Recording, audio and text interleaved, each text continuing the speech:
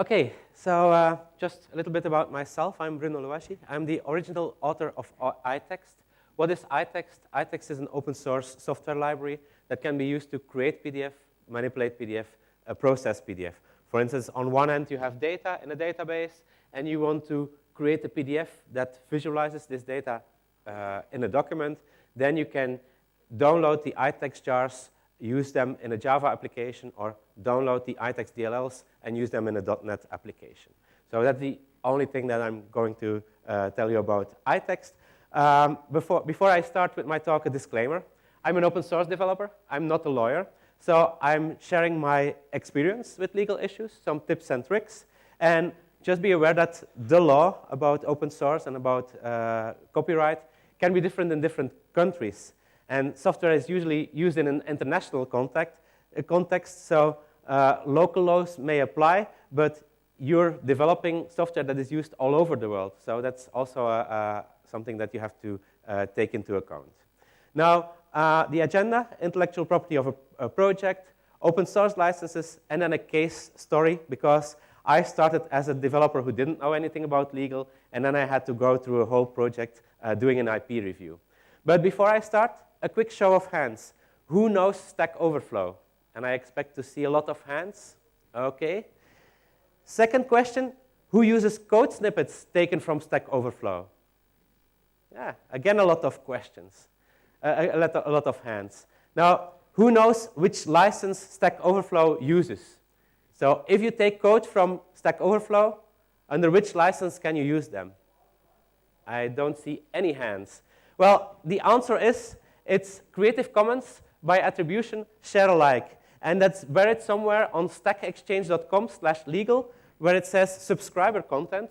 And everyone who commits something to, so if I provide an answer on Stack Overflow, I agree with these terms of service, and I say, well, my source code that I share on Stack Overflow is released under the Creative Commons share alike, by attribution share alike.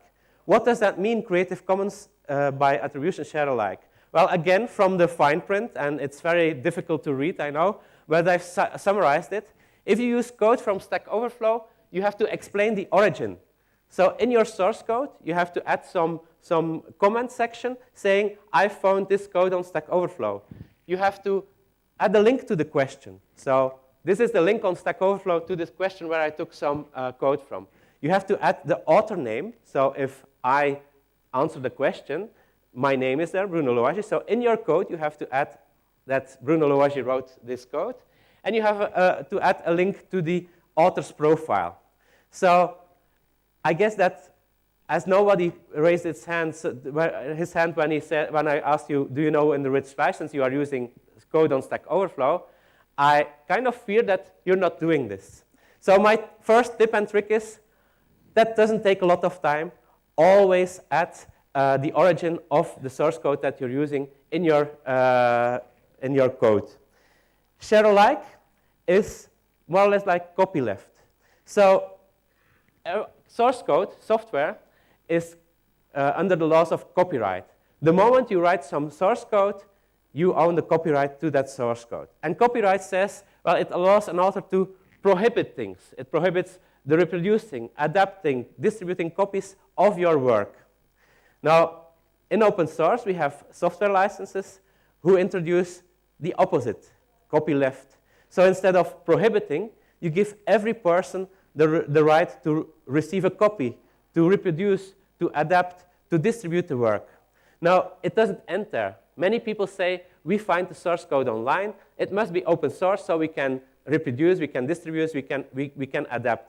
That's not true. Actually, if you find source code online, and that source code, you can read it, but it doesn't have a license attached to it, that source code is proprietary, copyrighted source code. You can only use source code that is open as open source code if there's a license that gives you the right to distribute, to adapt, to reproduce. Copyleft, depending on the license that is attached, doesn't always give you the rights without any obligations. So in Orange, I've added, you can, if you have a copyleft license, you can reproduce, adapt, distribute. as long as any resulting copies or adaptations are also bound by the same copyleft licensing scheme. That's the context of share alike. So Creative Commons by attribution share alike means that if you adapt the code that you found on Stack Overflow, you also have to share it as Creative Commons by attribution share alike. So this could prevent you from using code found on Stack Overflow in a closed source application. So a question on Stack Exchange on the Stack Overflow meta was, do I have to worry? Do I have to worry about copyright issues? And some of the answers say, well, this is a software licensing nightmare. Actually, the Creative Commons organization says you should not use the Creative Commons licenses for software. They are not made for software. On Stack Exchange, there's more than Stack Overflow on Stack Exchange. For instance, there's a cooking stackexchange.com where you can share menus or recipes. And these recipes, if you share them, it's kind of easy to use the Creative Commons. Source codes, it's a completely different game because you have patents that are in play. Distribution could be different. It's when you compile things, you don't compile a recipe, but you compile source code. And so one of the other answers says, as far as specific legal issues, you should probably consult an attorney. So, but we're developers. So for instance, this morning, Andrew Aitken said, developers, they go to the management and they talk about, oh, this is cool stuff, this is open source. And then Andrew Aitken explained, but that's not what managers want to hear. Managers have a totally different set of questions. And IP is one of those questions. And so in the case of Stack Exchange has been trying to fix these issues for years now, but the problem persists. So on Stack Exchange, code is still Creative Commons by attribution share alike. My advice is, when you use code on Stack Overflow, when you ask a question, always be aware that the person who contributes the code, he's the copyright owner. He can do with his code whatever he wants. One way he shares his code is by Creative Commons, by attribution share alike, because he agrees to the Stack Overflow rules or the terms of service. But when you ask a question, please ask him to add a small line saying, you can use this code under an MIT license. This is a very small thing. This person who answers this question, there's no reason why he would refuse this, but this could save you a lot of troubles later on. So if you use code on Stack Overflow, always add a link to the question.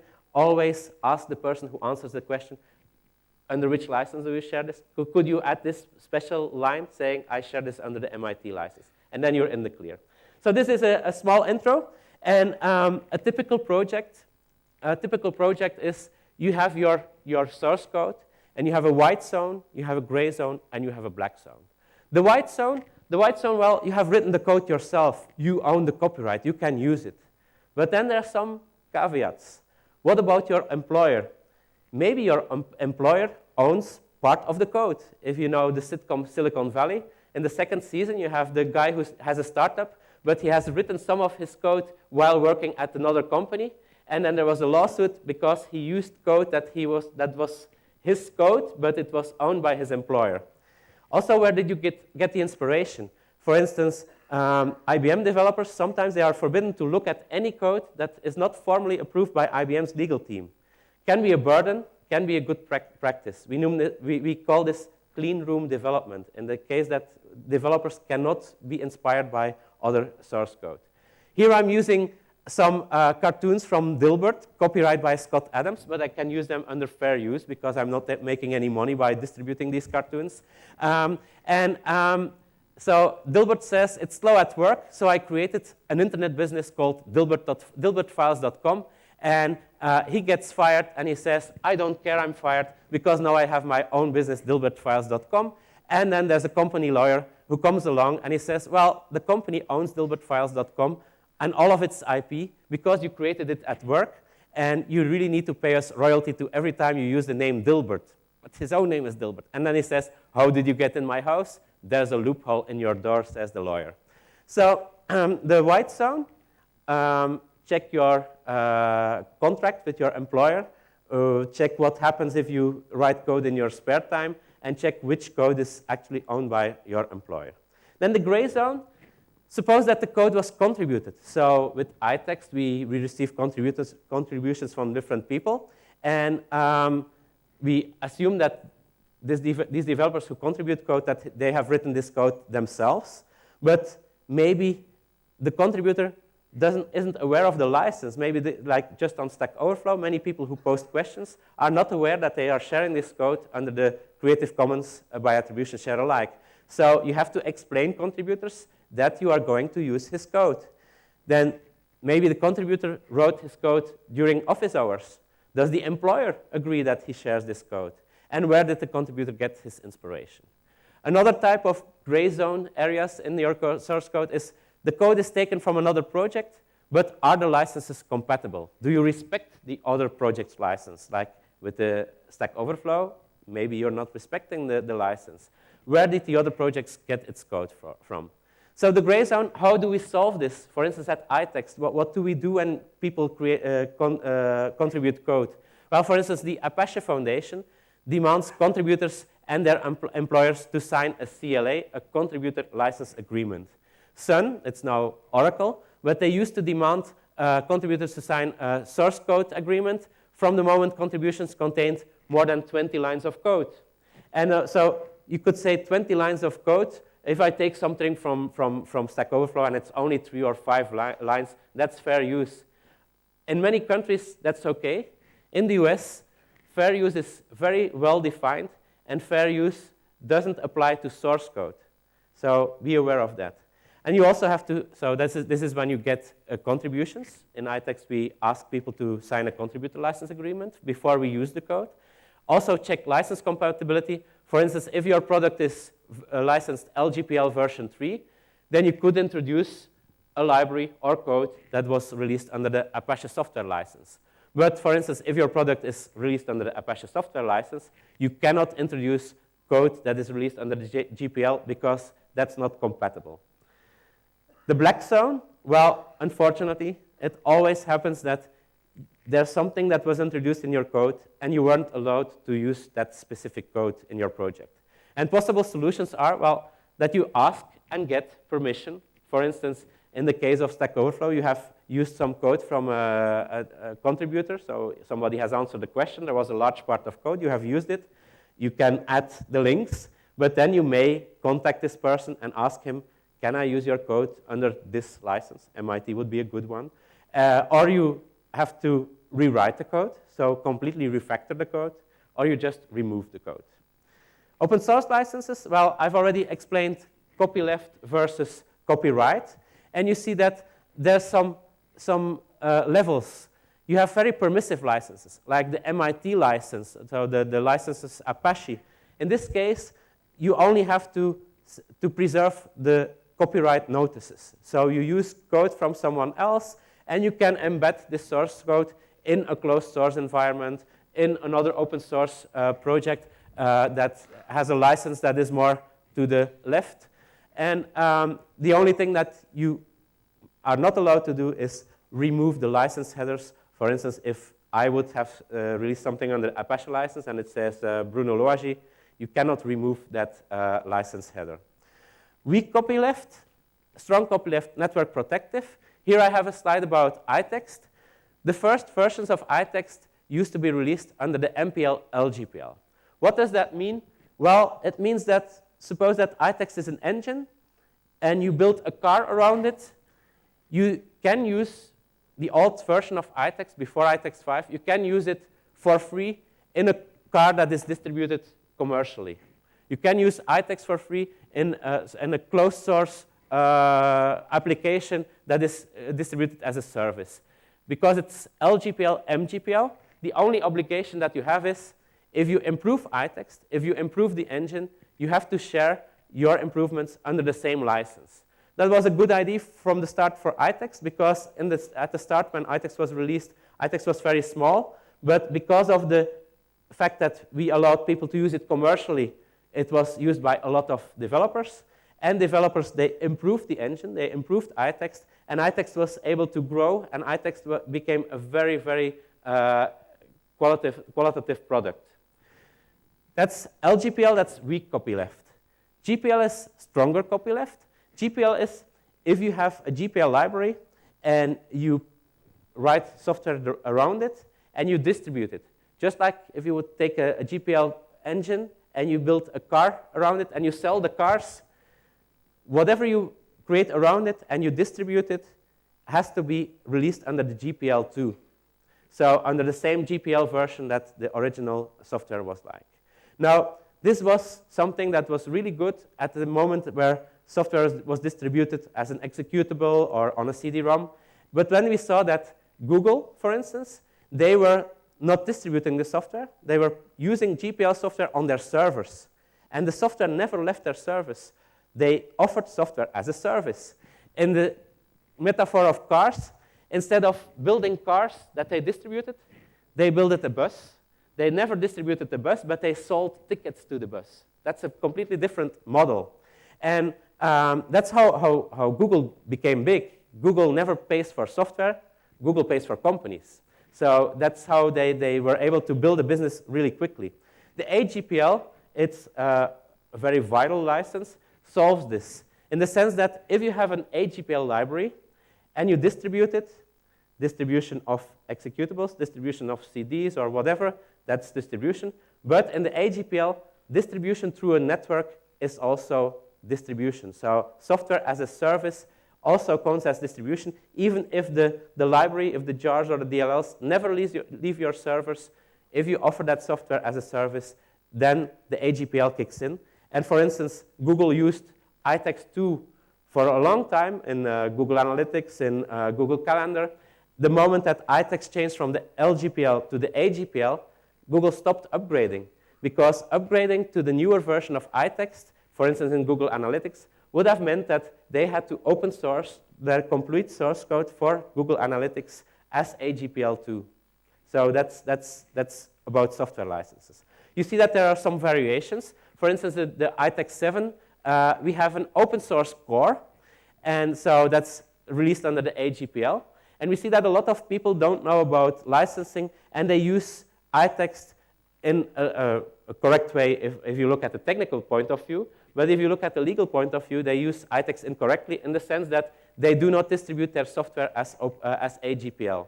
So what we've done is, to make people aware of this, we have created add-ons that are closed source. And these add-ons, they have some very specific value. For instance, PDF Calligraph makes that if you create PDFs and you have Indic languages like Hindi or Arabic, the iText core will produce these PDFs, but will not do the processing to make the ligatures, or in the case of Arabic, will not change the order. So Arabic is not written from left to right. Arabic is written from right to left. To make iText do these things correctly, you need a plugin, PDF Calligraph, and that is closed source, and that's a way for us to monetize iText. If you look at MariaDB, so the people who created MySQL, they now created a new database called MariaDB. All the source code is open, and most of it is open source, but not all the source code that is open source. Some of it is business source. For instance, the database itself is open source, but max scale is something that can be used if you have to put the database in clusters on different servers. If you have this high load on the server, on the database, you need max scale. And so this is not needed for like the small projects, but for large projects, that max scale is needed. And max scale is open source the source code is open, but it's not open source, it's business source. That means that you cannot use it for free. And so the business license says that you can look at the source code, but it will only become GPL in 2019. So they want this technological advantage of being owner of their own source code. Now, a case study. At some point in time, July 2006, I was asked the question, who owns iText? Why was I asked? Well, you had the Eclipse Foundation, and they had all these different projects. You probably know the IDE Eclipse, but there are a lot of other projects under Eclipse. And the problem was that these projects were all managed by different people, and there were different release cycles. And IBM said, well, let's make simultaneous releases every year, And let's start with Callisto. And that's like a simultaneous release of a whole set of projects, Eclipse projects, that are tested by IBM. And one of these projects was Eclipse Bird by Actuate, and it was part of this release. And the problem was, so the goal of the simultaneous release was that people who want to use this software can download a bundle all at once. They don't have to worry about interdependencies of different versions of projects. They can download a complete bundle. And that was true for all projects except for Eclipse Bird. They had to download iText separately. Why did they have to download iText separately? Because IBM didn't know who owned the IP of iText. And IBM knew that the license of iText was MPL LGPL, but that was not acceptable for them. They wanted it to be EPL. So Actuate, the project leader of Eclipse Bird, they made a research agreement by Actuate and Ghent University, my employer at that time, and the deliverable was an IP review. So what I had to do with iText was I had a white zone, I had a gray zone, I had a black zone. I had to clarify the gray zone, and I had to make sure that the black zone, part of it that it was thrown out, or part of it that the black zone became white zone. So the source code was vetted by lawyers. So lawyers read the code line by line, looking for strange things. The source code was screened by software. We had Lowagie, so they have source code that can do this. You have Black Duck. You have all kinds of software that can look for maybe strange issues, legal issues in your code. And I received weekly reports listing potential issues. One issue was, for instance, I had read an article on Java World by Stephen Brand, and that was Java tip 128, a quick and dirty XML parser. And I took this code from Java World, and I said, oh, that's cool, let's use this, just like you would take code from Stack Overflow. But the lawyers at IBM, they said, well, have you read the fine print? And just like with Stack Overflow, there was fine print in Java World saying that all contents of Java World, including text, program, source code, everything, is copyrighted and owned by IDG. And I was like, as a developer, I was furious. I said, no, I can never read a book again. No, I can never look at source code online again. But they said, well, it's very simple. Write Java World, write the author, and get permission. And so there were many places in iText where license information was missing or incomplete. And it was just my task during 1 year to get the permission from all these people where I had the source code from. And so that's why I said, if you use code on Stack Overflow, do that when you start the project. Don't do that after the project is already 6 years old. In my case, iText already existed for 6 years. That was the most boring job I've ever done. So do this at the start, not at the end. Then another issue, a very strange issue.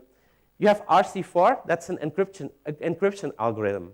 And RC4, the source code, was initially a trade secret. It wasn't shared, the source code wasn't known. But in September '94, a description of the source code was posted anonymously on cypherpunks on a mailing list. So as soon as a trade secret is in the open, it's no longer a trade secret. And so in this case, everyone could use the algorithm.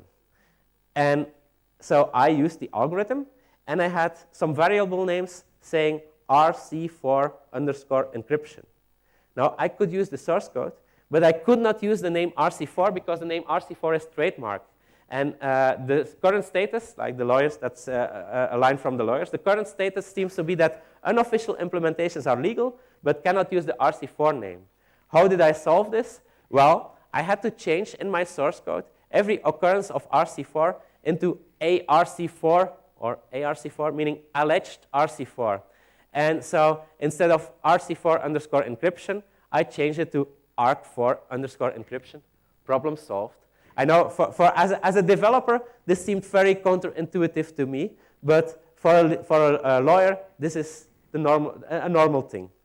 Then, for instance, class int hash table. In more recent versions of Java, you don't need that anymore. But I took something from a site called acme.com, and in the license, in the comments, it said, this code is 90% based on JavaSoft's Java util hash table, and that's owned by Sun back then. You cannot use this. because you don't have the copyright on it. But the same class was released in Apache Commons under the Apache software license. And so to solve this problem, I just had to replace my source code that I had taken from Acme by source code taken from Apache Commons. EPS functionality. So EPS is encapsulated PostScript, and we had something that could take an EPS file and turn it into a PDF. And I took the source code from an example released by Sun under a sample license. And the sample license was very permissive. I was allowed to use this code under that sample license. But the source code also contained remainders of a previous life of the source code. It said copyright 98 by Sun Microsystems. This software is confidential and proprietary information of Sun Microsystems. What happened? The person at Sun who had written the example had just taken proprietary code, and it was okay for him to release this code under the sample license, but he had forgotten to remove these copyright notices. They were not at the header, they were somewhere in the middle of the source code. And the lawyers at IBM, they found this and they said, hey, what are we going to do about this? We had a very long argument about this. There are two licenses, one that says that I can use it, another that says I cannot use it. In this case, the lawyer said it's better to be safe than sorry, and I had to remove EPS to PDF functionality. So I completely threw away that part of the code in iText. So the results of this exercise is that today we work with a contributor license agreement. So everyone who contributes code, we ask this person to sign an agreement so that we are in the clear and that we are 100% sure that we can use the code that was contributed. In many cases, we also ask the employer to sign this so that we are sure that it's not a contributor who is not allowed to share his code. We have a disciplined IP bookkeeping. It's very hard to read, I know, but here you have a list of all the people who have done core development, code contributions, smaller contributions, minor bug fixes, other projects. And for every class file in iText, we have a list of all the contributors, like Bruno Lowagie. I wrote the class PDF name. There's a light bulb next to my name, so I'm the original author. Paulo Soares, Christian Lauer. So we document this. And then for every developer, like Alexander Chingarev, we know which classes that he has worked on. The ones with the light bulb are the ones that he originally contributed. At iText, we also share the names of all the contributors. And for instance, in the case of Alexander Chingarev, he was employed by an integrator, and his name became known in his own country. He lives in Belarus, and now he has his own company. So he used the fact that he was a major iText contributor, he used this to create his own company to find his own customers. Actually, we're now a customer of him too. So commercial open source, if you do things right, like this, making this list after 6 years in the existence of iText was a huge work. But if you just start the project, do this from the start, then it's only with every release that you update your list, and that's kind of partitions the work. That's not a big task. Your quality assurance manager can do that. So that's what happens at iText. And this allows us at iText to be a free open source software company in the sense that we can develop iText as open source. So we have code contributions, but we also hire developers who write open source code. And this open source code, well, the product is available free for those who accept and comply with the free open source license. So if you obey the AGPL, we're perfectly fine with this. Of course, if you don't want to use iText as in an open source project, in an AGPL project, if you want to use iText in a commercial source project, then you can buy a commercial license. And so that's how enterprises work. They have their closed source software. They use iText as commercial source. So they buy a license, and by buying the license, they get support, warranty, indemnification, and important, release from the requirements of the free open source license. I'm going to return to one specific slide, and that's the open core slide. Here. So what we see now is that we have iText as open source, and we have developers who say, we have a great idea to build something around iText, and yeah, we have made it AGPL, but it's so successful, and we would like to make some money with it. What we are now offering, starting January next year, is we have salespeople, and we already have one developer who has created something called PDF to data. So it's to extract data from an invoice and put it into a database.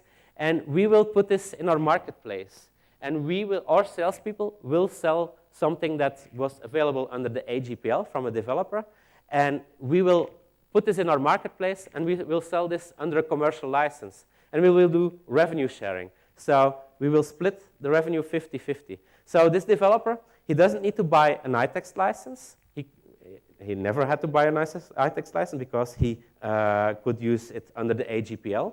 But now, because of the fact that we're using iText open core licensing, he will also be able to make some money with the stuff he's writing.